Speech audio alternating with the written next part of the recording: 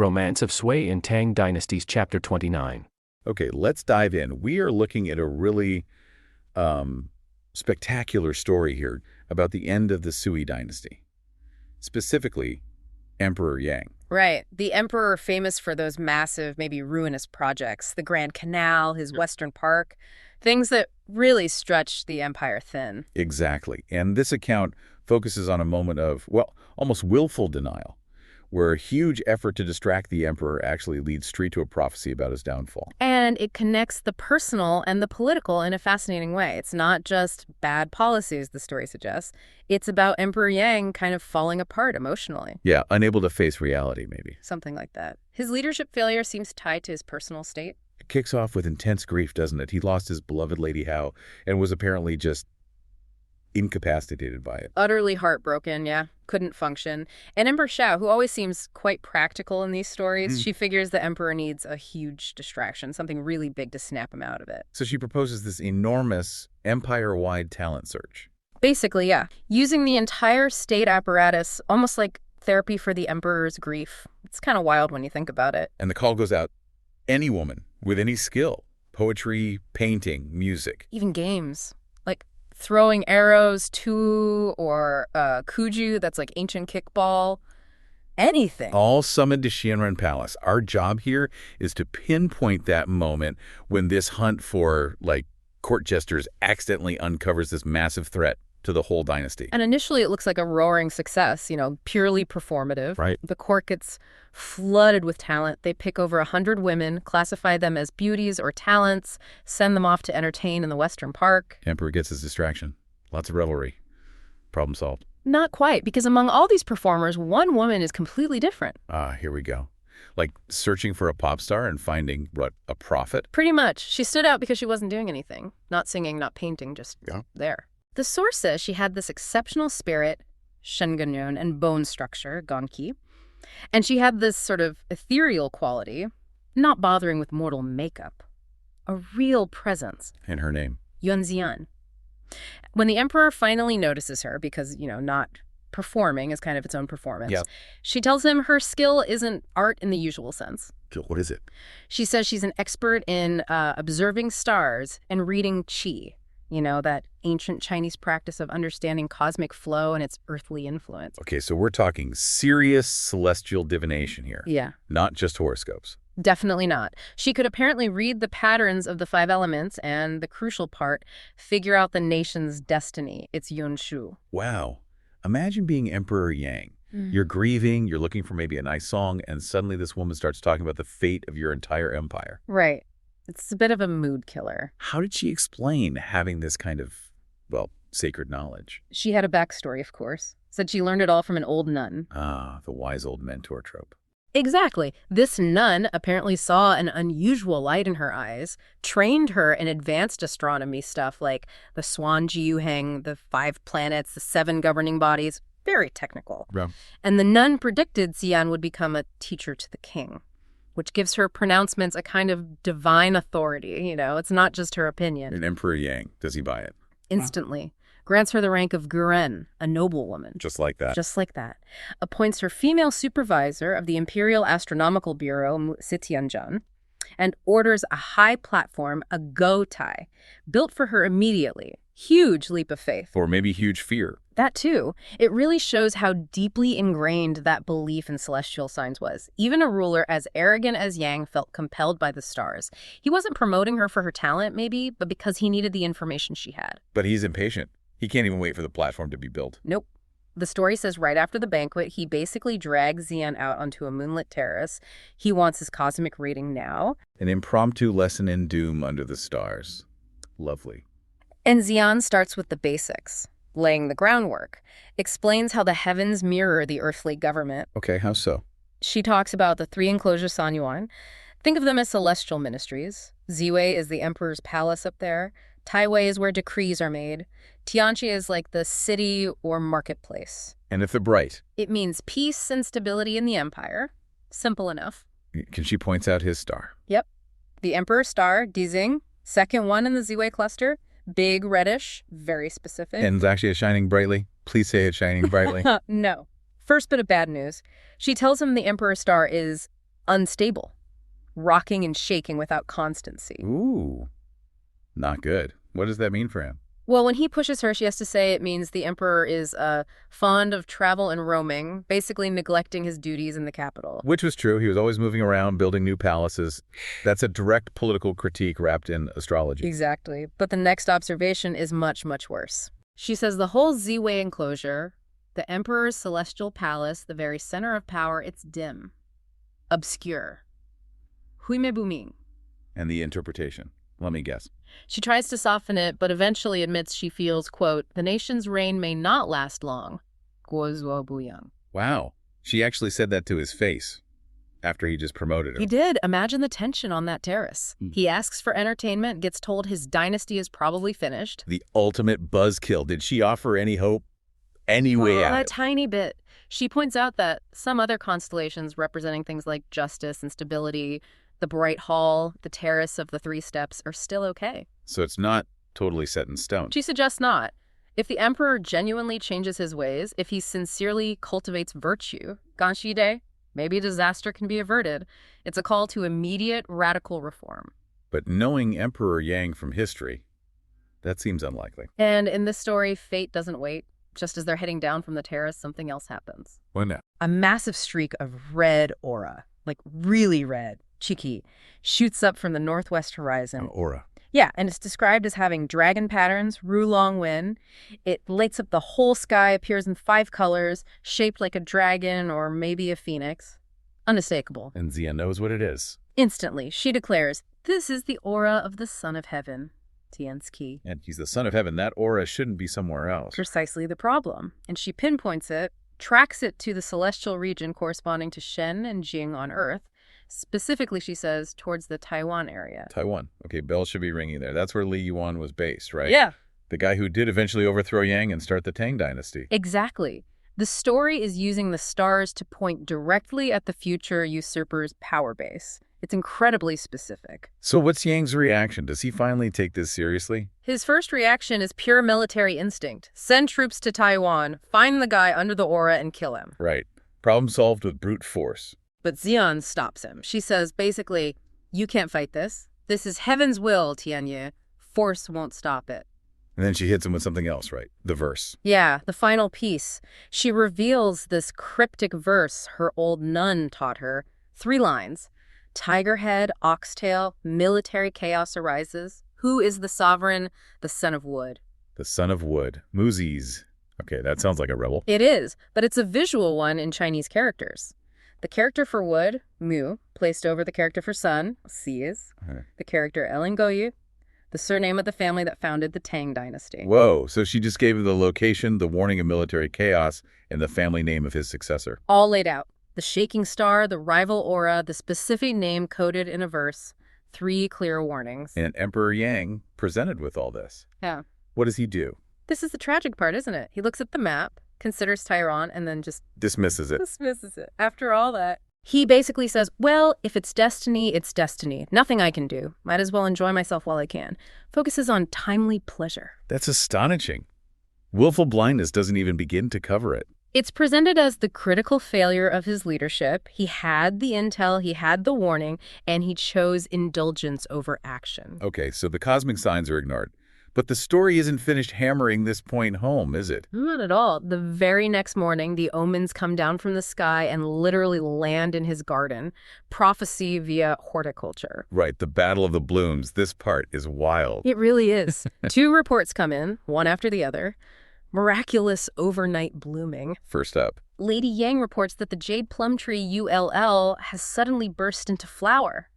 Remember that character, L.A.? The prophetic surname. Of course, and it gets better. Apparently, divine voices were heard near the tree saying, the son of wood must flourish, we should all assist him, explicitly linking the bloom to the prophecy. Okay, that's not subtle. How does Yang react? He's immediately suspicious, unhappy, sees the connection. But before he can even process that.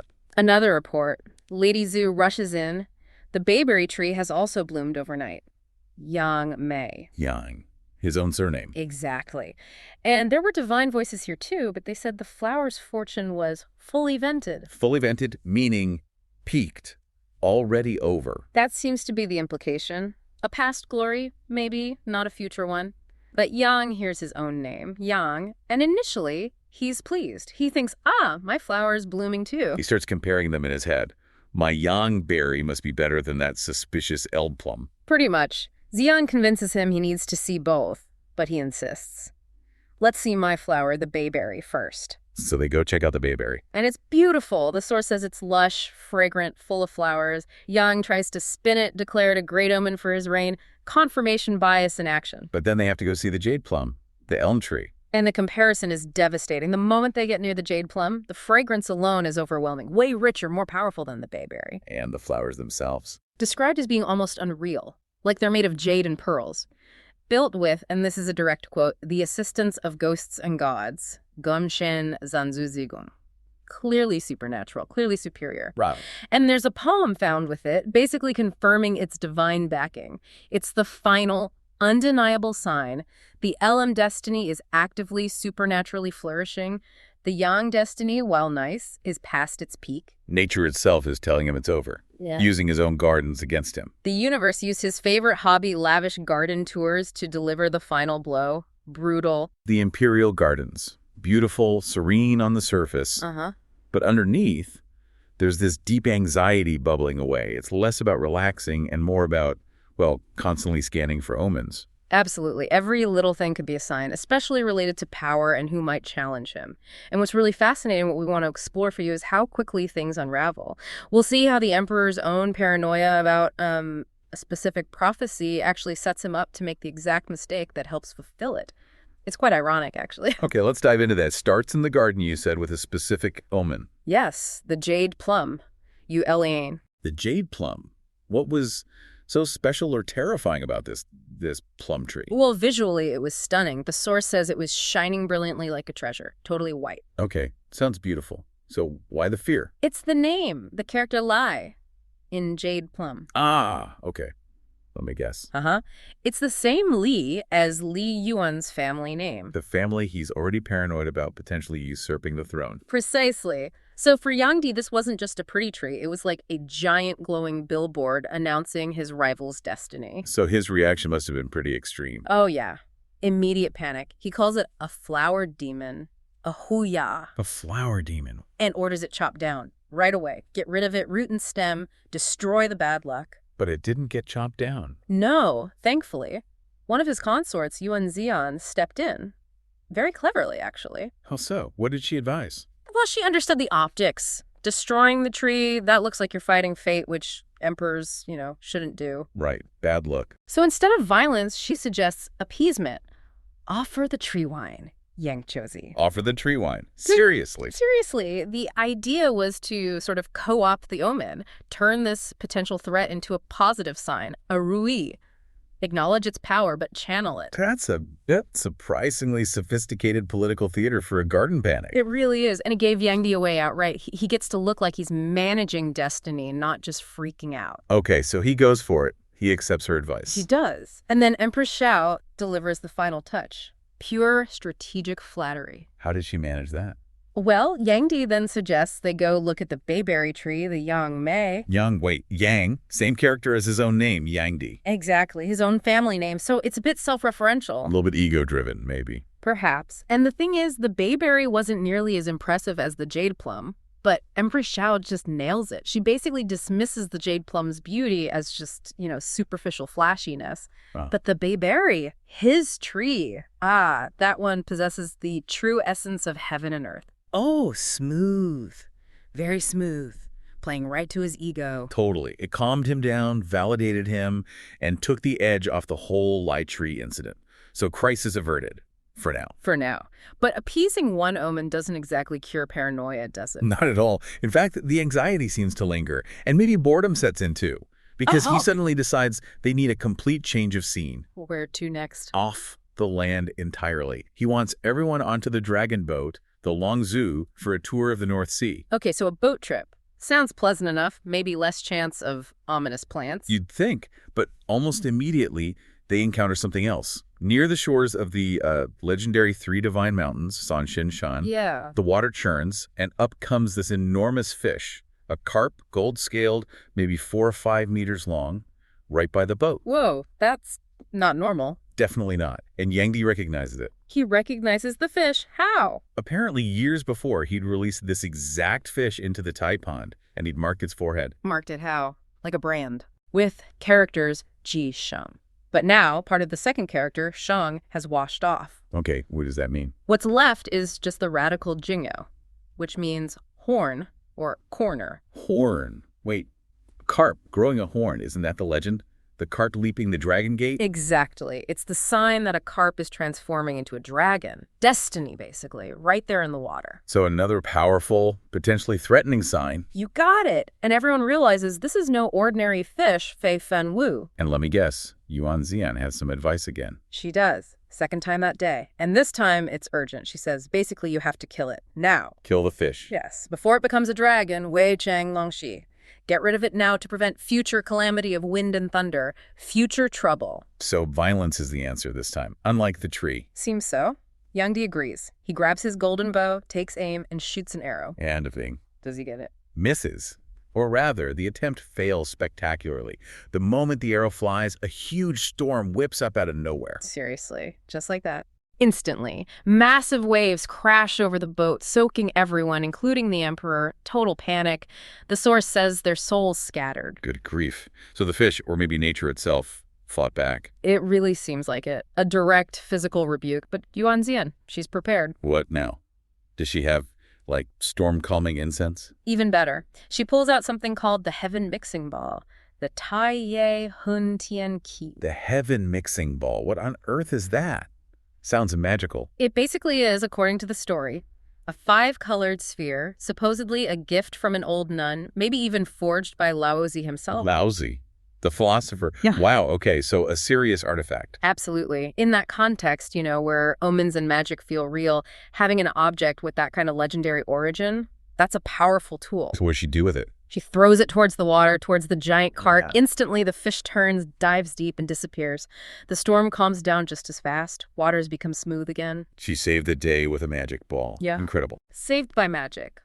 Twice in one afternoon, really. First the tree appeasement, now this. Okay, so prophecy handled, magical beast repel. Mm-hmm.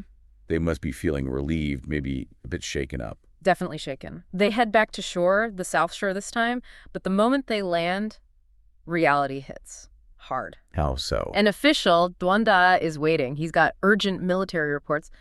Bianfang Yungxi Wishu. Urgent reports. Yang Di probably wasn't expecting that. No, he's annoyed. He thinks everything's peaceful. But the news is bad. Famine and bandits are running rampant in the Guanyu region. Big trouble. Okay, so a real-world crisis now, not omens or magic fish. Exactly. And this is the hinge point. The Ministry of War has a recommendation. Which is? Appoint General Li Yuan. Li Yuan. The same Li family from the tree prophecy. The very same. Appoint him as commander and governor over 13 counties in that troubled region. Give him massive power, basically, to fix the problem. Wow, okay. Given his paranoia earlier, Yeah. how does Yang Di react? Well, initially, he just sees the military logic. Li Yuan is capable, the situation is urgent, he reads it, recognizes the talent needed, and he signs the decree. Right there, tells Duanda to send it out immediately. She signs it. After the whole flower demon panic. Signs it. But the second Duanda walks away with the decree, it hits him. The dread. The full weight of it. He remembers the tree, the name Li, the prophecy, his fear. He realizes he's just handed immense military power in a volatile area to the exact man he fears most. Oh my God. What a mistake from his perspective. Can he stop it? He wants to. He wants to recall the decree, but it's too late. It's already been dispatched, gone. So he's stuck with this potentially disastrous decision he just made. He is. And he's probably reeling, right? Just processing this huge political blunder fueled by his earlier anxieties. Yeah. And that precise moment is when the ultimate distraction is presented. Another omen. Yeah. Another monster. Nope. Much simpler, much more human. Duanda comes back in with one last document. What is it this time? More bad news. Not at all. It's a recommendation from the Cheng'an County Magistrate for a new beauty, a Mia Ren. A beauty recommendation. Yeah. Now, seriously. Perfect timing, right. Or maybe perfectly calculated timing by Duando. Who knows? So this shifts the Emperor's focus completely. Instantly. The existential dread about Li Yuan, gone. Poof. All he wants to know is, where is she? And he meets her. Yep. Yumbauer, she's 15. 15. And the description is Well, exactly designed to captivate someone like Yang Di. Soft, graceful, but especially this appealing, childlike innocence, a hun tai. Childlike innocence. And he's smitten. Immediately, the massive political and potentially dynasty-ending implications of the Li Yuan appointment are just washed away, forgotten. Replaced by fascination with a teenager. Pretty much. This immediate personal gratification just overrides the complex, terrifying political reality he was facing seconds before. So Yuan Bauer gets favored. Oh, yes. She's granted the title, Myron, because his new favorite, his constant companion. And the story ends there, with him distracted. It closes with this really stark image. You have the emperor completely wrapped up in his new favorite. While out in the quiet courtyard, the source tells us, the other consorts, including Yuan Bauer, are just idly passing time, debating mundane things. Like what? Like, should we go on the swings? Oh. Or maybe do some fishing? Or practice singing? Just quiet, everyday stuff. Well, the decision that could seal the empire's fate, the Li Yuan decision, is already in motion, unattended.